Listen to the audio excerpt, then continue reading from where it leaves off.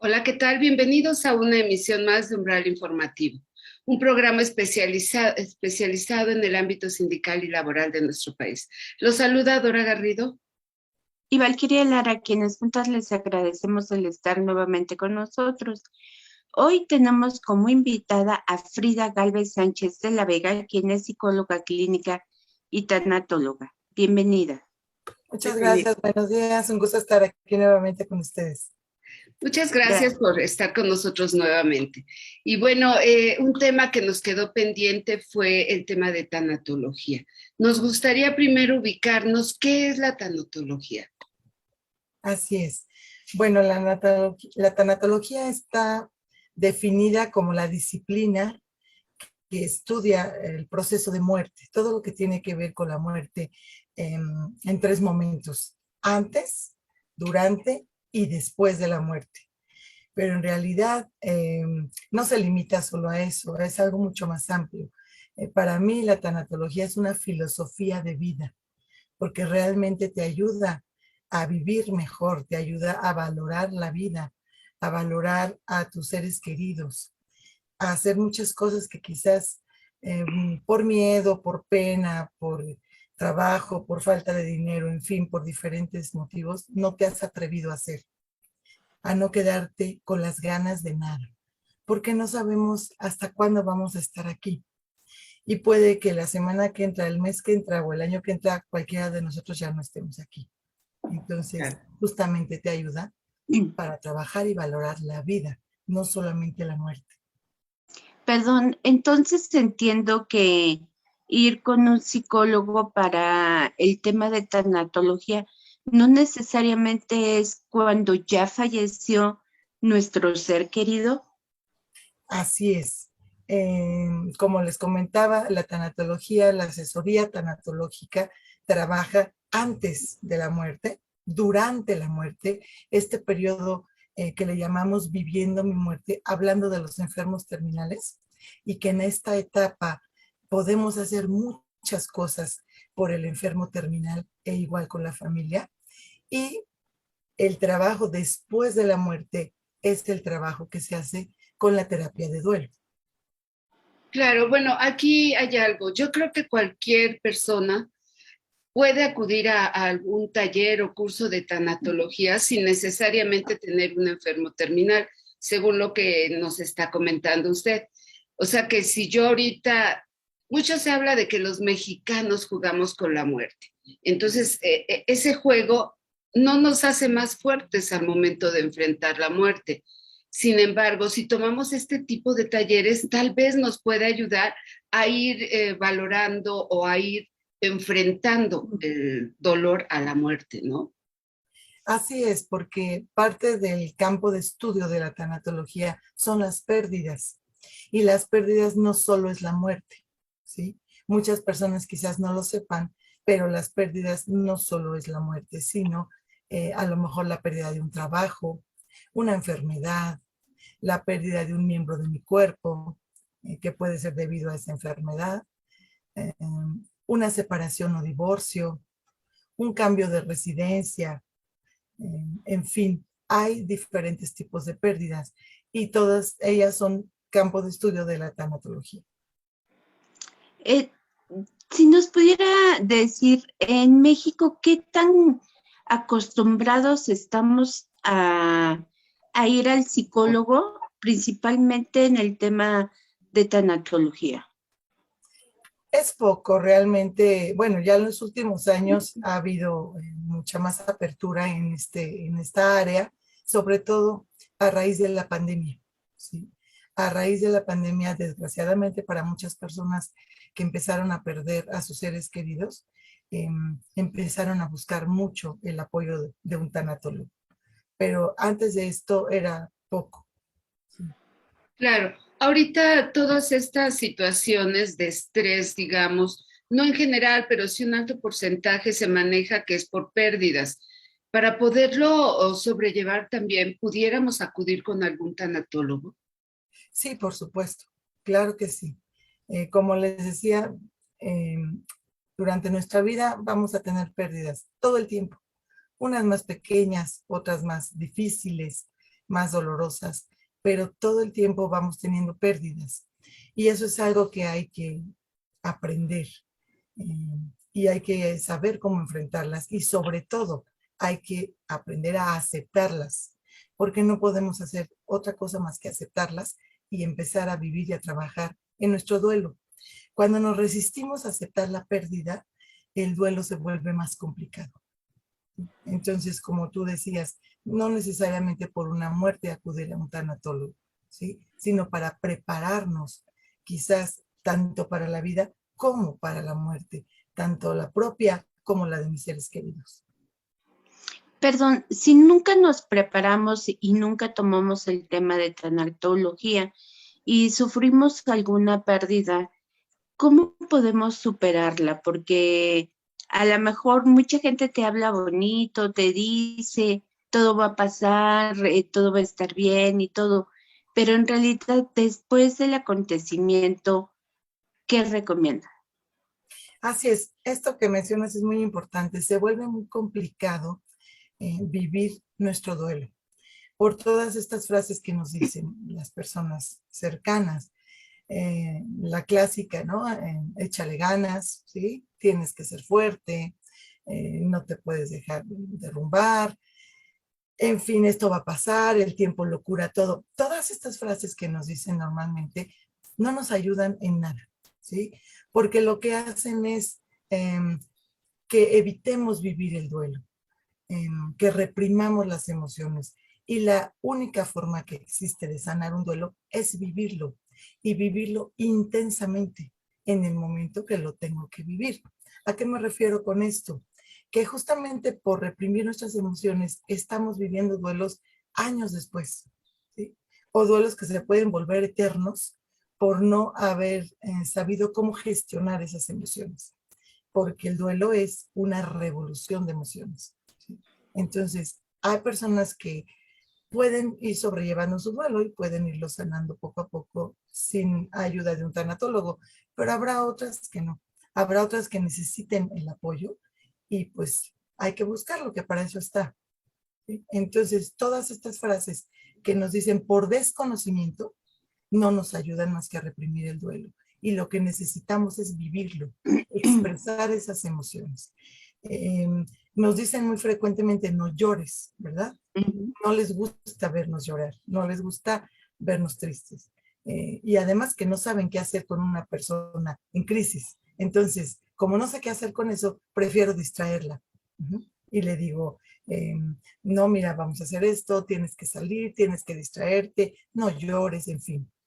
Entonces, lo que más yo les recomiendo es justamente que se den el permiso de sentir y de expresar lo que sienten. Es decir, que si tengo ganas de llorar, tengo que llorar, ¿sí? Cuanto todo lo que yo necesite llorar. Y si un día necesito llorar 3 horas seguidas, pues voy a llorar 3 horas seguidas, ¿sí? Y no me va a pasar nada. Y sí me va a ayudar mucho a descargar todas esas emociones. Y bueno, para eso es la terapia de duelo, para ir realizando diferentes ejercicios eh, para trabajar las emociones y expresarlas. Y obviamente el objetivo es sanar el duelo. Claro. Doctora, en el caso, por ejemplo, se dice mucho que precisamente lo que es el velar al muerto es ese tiempo donde uno tiene que despedirse o donde uno tiene que expresar todos estos sentimientos. ¿Esto es cierto? Claro, los rituales funerarios no son para el que murió, son para los que nos quedamos aquí, ¿sí? Algunas personas creen que son como rendirle un homenaje, una despedida a la persona que murió, pero en realidad no.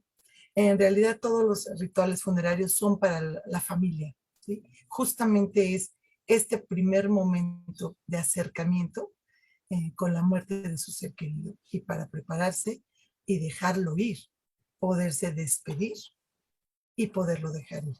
En eso consiste el asistir a estos ritos. Doctora, ¿de qué manera afecta a nuestro cuerpo físicamente el reprimir estas emociones?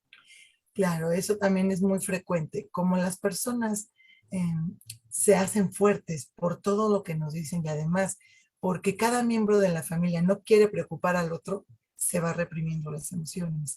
Entonces, estos síntomas físicos los vamos somatizando y los vamos sintiendo cada vez con mayor intensidad, ¿sí? Podemos empezar a sentir un nudo en la garganta porque no nos hemos dado la oportunidad de llorar, de hablar de lo que siento, ¿sí? Después, si yo me sigo reprimiendo las emociones, empiezo a sentir que me falta el aire. Si continúo en ese camino, voy a sentir una opresión en el pecho, ¿sí? Y así me puedo ir. Hay personas que han llegado a urgencias de un hospital pensando que es un cuadro de un infarto, por ejemplo, ¿sí? Y no tenían nada, simplemente eran personas que estaban en duelo, pero que no se habían dado la oportunidad de expresar sus emociones, que todo lo reprimían. Claro, aquí hay otro punto, casi siempre olvidamos a los niños. La mayoría de los padres familiares siempre evitan, no le digas, que no sepa, mándalo con el amigo, con el vecino. ¿Qué tanto se afectan psicológicamente cuando se les dice la realidad, lo que es, y qué tan conveniente es hacerlo? Claro, no se les afecta en nada y es muy conveniente hacer a los niños partícipe de este evento, ¿sí? Los niños saben que algo está pasando, aunque tratemos de ocultarlo. Ellos son muy perceptivos, son muy sensibles y se dan cuenta que algo en la dinámica familiar está pasando. Entonces, lo mejor es hablar con ellos y decirles lo que pasó, ¿sí? Por supuesto, tiene que ser una persona allegada al niño con el cual él se sienta en confianza, se sienta protegido y hacerlo de una manera natural y tranquila, ¿sí? Es decir, en el primer momento, cuando muchas personas están en crisis, no es recomendable hablar con los niños. En ese momento sí podemos apartarlos por unas horas, vamos a decirlo así, y cuando estemos ya más tranquilos o quizás al otro día, pero no más, no dejemos pasar más tiempo, hablar con el niño, con la niña y decirle lo que ha pasado, ¿sí? Y ofrecerle la oportunidad de que asista al funeral. Muchos padres no los quieren llevar por lo mismo, porque piensan que se les puede afectar.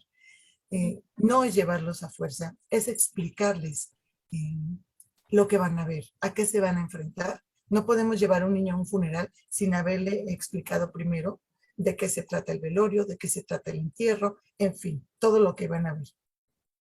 Una vez que le explico al niño que su familiar murió, eh, que va a ver el funeral y le explico lo que es el funeral, le pregunto si quiere ir. Le dejo claro que es una oportunidad de despedirse, que sería una oportunidad de verlo por última vez si lo quiere ver, porque tampoco hay que obligarlos. Y le doy la oportunidad de que decida si quiere participar en estos ritos o no quiere. Y le debemos respetar. Si quiere ir, adelante, hay que llevarlo. Si quiere acercarse a ver a la persona que murió, igual hay que dejarlo, pero siempre con este adulto responsable que lo va a contener en todo momento, ¿sí? Y si no quiere ir, también respetarlo, no obligarlo, pero sí decirle lo que está pasando. Claro. Doctora, normalmente nos dicen que las enfermedades de cáncer, de afectaciones en el cuerpo y todo son dolores que tenemos principalmente de pérdidas. ¿Cómo lo ven ustedes? Así es. No nada más de pérdidas, sí, de problemas emocionales en general. El 90% de las enfermedades físicas tienen un origen psicológico o emocional, ¿sí? El 90%. Y muchas de ellas son por pérdidas, ¿sí? Por pérdidas mal trabajadas, por duelos mal elaborados, que están ahí estancados, que no los han sabido superar. Claro, aquí viene algo. Por ejemplo, las personas que padecen cáncer o alguna enfermedad no curable, digamos, ¿qué tan conveniente es que a la par de que le estén tratando físicamente, la traten también psicológicamente? Por supuesto que es muy recomendable, sí. El enfermo terminal tiene muchos miedos, tiene mucha angustia y lo reprime justamente porque no quiere preocupar a sus familiares. Y los familiares sienten lo mismo, pero también lo reprimen para no preocupar al enfermo. Entonces, todos empiezan a jugar a que no pasa nada, ¿sí? Y sí pasa, y pasa mucho, y se necesita el apoyo. Entonces, es muy conveniente que en esta etapa que les comentaba hace un momento, que se llama Viviendo mi muerte, que es este periodo de agonía, vamos a llamarlo así, o de mis últimos días, haya este apoyo, pues psicológico, pero sobre todo tanatológico. Es lo que más les va a ayudar. En este periodo orientamos a las familias y al enfermo para hacer muchos trabajos muy importantes antes de la muerte, ¿sí? Como es el resolver los pendientes, el aprender a despedirse de su familia, ambos, ¿sí? Porque el enfermo se va a ir y va a dejar a su familia, y la familia pues tiene que dejarlo ir también a él. Entonces, resolver los pendientes, aprender a despedirse, preparar todo esto de los ritos funerarios, trabajar el duelo, porque el duelo no viene únicamente después de la muerte. Hay un duelo anticipatorio, que desde que sabemos que hay una enfermedad terminal, empezamos a vivir, tanto el enfermo como la familia. Y todo eso hay que trabajarlo. Doctora, lo cierto es que México no tiene una cultura de la salud mental. Somos de los países más bajos en este tema. ¿A qué cree que se deba esto? Así es, hay mucho estigma en cuanto a las enfermedades mentales, ¿sí? Es como nos da vergüenza, nos da pena decir que tenemos una enfermedad mental o que nuestro familiar la tiene. Incluso tener una depresión que hoy en día es tan común, ¿sí? O cuadros de ansiedad que hoy en día también es tan común, nos da pena, nos da vergüenza, lo ocultamos, ¿sí? Y no nada más en este sentido de las enfermedades mentales respecto a la muerte. No hay una cultura de la muerte, ¿sí? Yo les pregunto en los talleres que doy a las personas si creen que tenemos una cultura de la muerte o no. Y algunas me dicen que no, pero otras se confunden y piensan que como celebramos el Día de Muertos, sí tenemos una cultura de la muerte. Y bueno, si bien el celebrar el Día de Muertos tiene que ver con las costumbres y tradiciones, y eso es parte de la cultura. Sin embargo, esto es como de juego, como una fiesta, como de broma, ¿sí? Porque le tenemos tanto miedo a la muerte que preferimos acercarnos a ella disfrazándola. ¿Sí?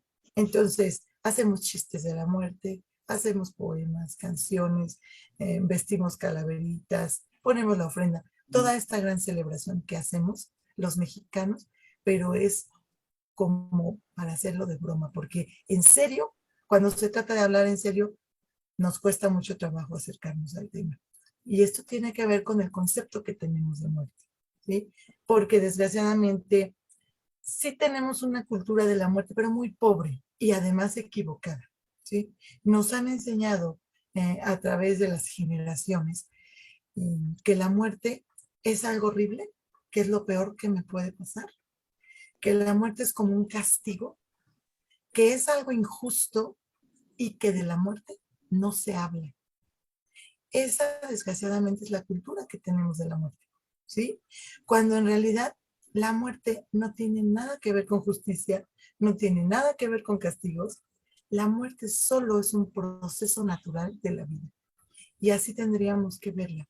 Tenemos que empezar a cambiar nuestro concepto de la muerte. La muerte solo es un proceso natural de la vida. Y si yo la veo de esa forma, voy a empezar a vivir duelos más sanos. No me va a doler menos cuando yo pierdo un ser querido, me va a doler igual. Sin embargo, va a ser una diferencia en cómo voy a vivir mi duelo. Claro. Pues doctora, nos gustaría que nos recordara, sabemos que tiene su programa de Pregúntale a Frida, que nuevamente nos recuerde dónde la podemos escuchar, qué días, sus horarios. Claro, estamos por internet en radioalterego.com los lunes a las 18 horas México, con temas de psicología, de tanatología, y los esperamos a todos. A un clic y ya están conmigo en el programa. Pues muchas gracias. Gracias. Gracias, un placer estar con ustedes. Esperemos que no sea la última vez. Claro que no, pronto la veremos por aquí. Y hasta bueno, luego, que estén muy bien. Gracias, hasta luego. Y a nuestros radioescuchas y cibernautas, solamente nos resta darles las gracias y recordarles que los esperamos la próxima semana en una emisión más de Umbral Informativo. Hasta luego. Hasta la próxima. Gracias. Hasta luego a todos.